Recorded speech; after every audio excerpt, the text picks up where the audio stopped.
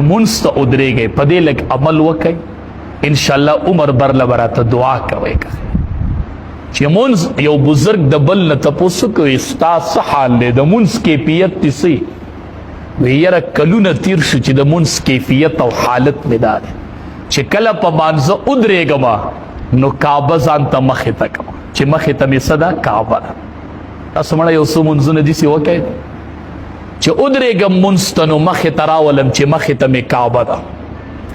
او د سر د پاسه مې د الله ذات دی مخې ته کعبه ده د سر د پاسه د الله ذات دی خی طرف ته جنت دی او چپ طرف ته دوزخ دی او شا طرف پسې ملک الموت دی او چې الله اکبر ته داسې مونځ وکړه چې د دوکان نه وزګار شي لږ د پټي نه وزګار شي بیا به مانه که خیر تپوس هم نه کوي چې په سرتوره مونځ کیږي او که نه کیږي دې تپوس ته به نه جوړېږي بیا ها که کله تا مونځ داسې شروع کو زما د وینا نه بغیر به ته مونځ ته ټوپی په سر ما نه به تپوس نه کوي بیا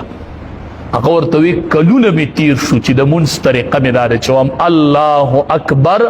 نو وایم چې مخې ته مې کعبه ده تاسو یو مونځ داسې وکئ ته الله اکبر مخې ته مې کعبه ده کعبې ته مې مخ کو هغه کعبه چې کومه مکه مکرمه کې ده هغه مې مخې ته داسې کعبې ته مې مخ کړی دی او د سر د پاسه مې د الله ذات دی بس الله می اینی او کعبې ته مې مخ دی خی طرف ته مې جنت دی چپ طرف ته مې دوزخ دی او شا طرف پسې ملک الموت دی الله اکبر د دې یو مونځ وکړم